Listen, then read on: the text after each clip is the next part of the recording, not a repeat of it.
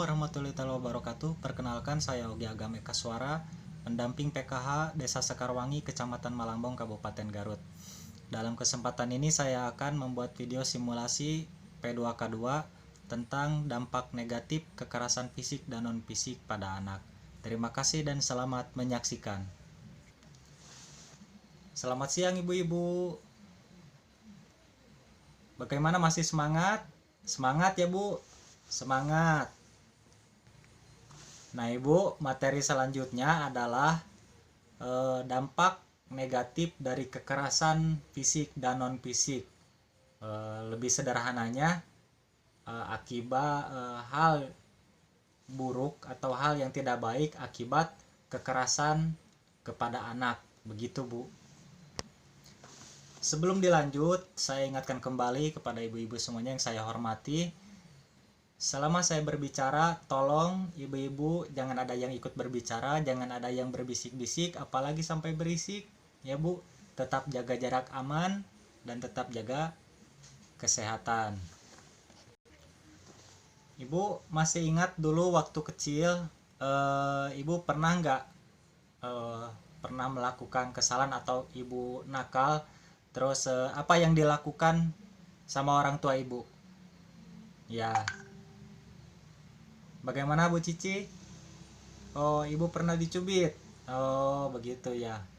Bu Popon? Oh, kalau Bu Popon dipukul.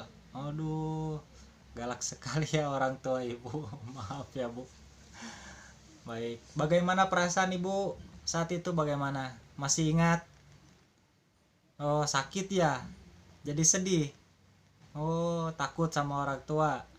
Oh, begitu ya. Nah, sekarang saya mau tanya lagi. Kan ibu punya anak di rumah, ya. Ketika anak ibu ada yang nakal atau ada yang bandel atau tidak nurut, apa yang ibu lakukan kepada anak-anak ibu? Ya, Bu Mama? Oh, aduh ibu, kalau sama ibu mah dijewer. Oh, begitu ya. Gimana Bu Asah?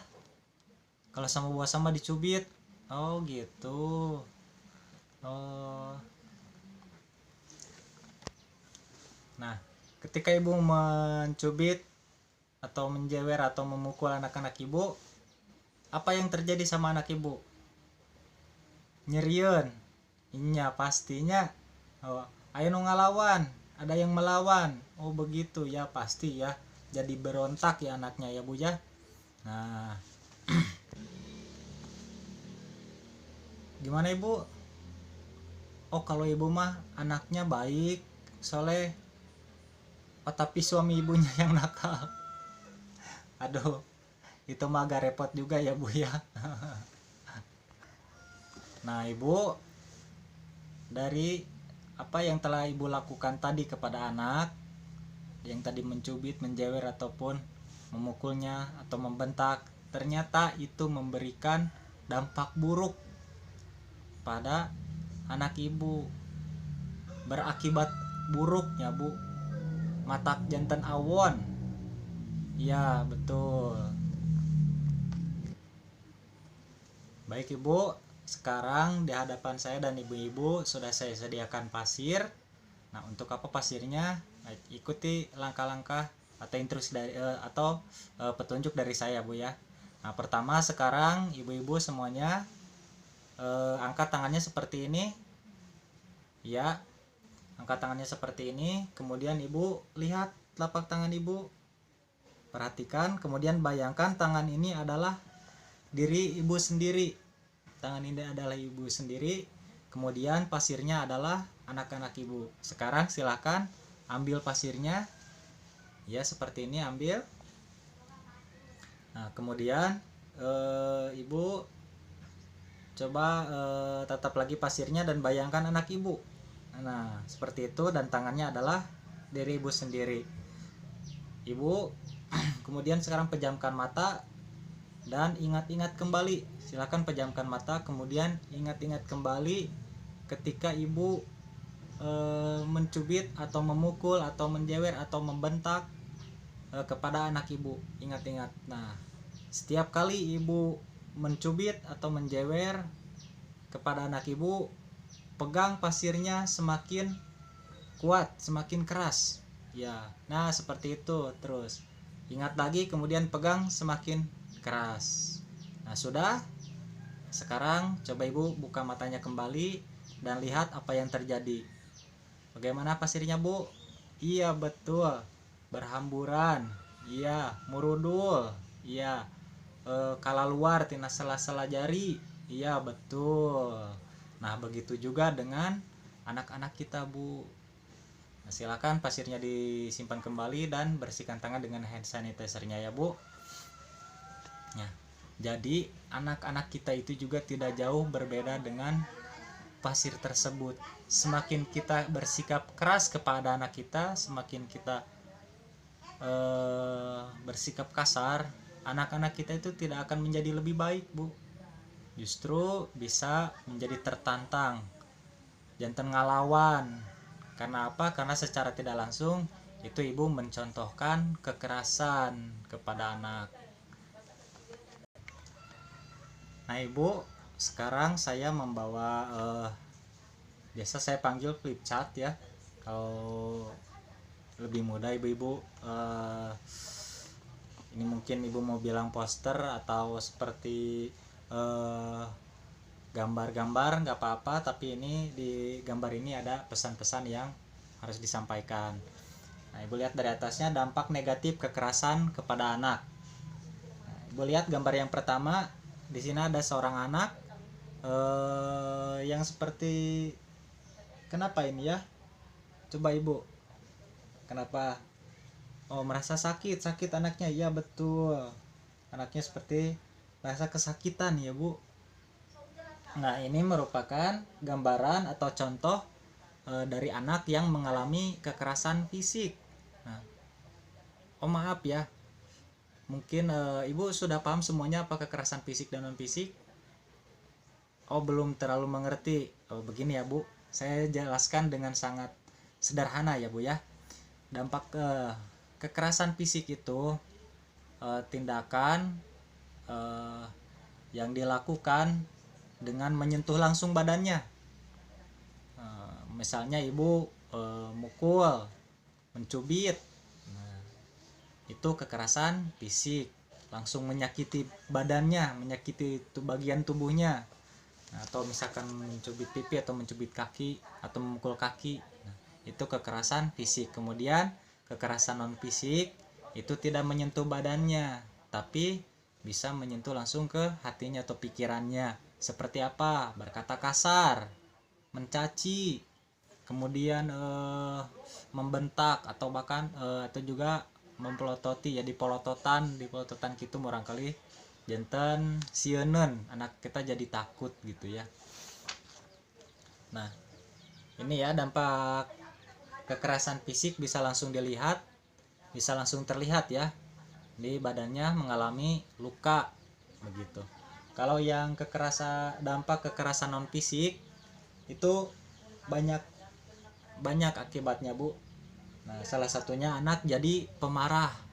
Ini kalau misalkan anaknya yang sering dibentak-bentak, biasanya mereka juga jadi pemarah. Kemudian agresif, anak yang sering dibentak langsung dipukul. Begitu dia sedang main, misalkan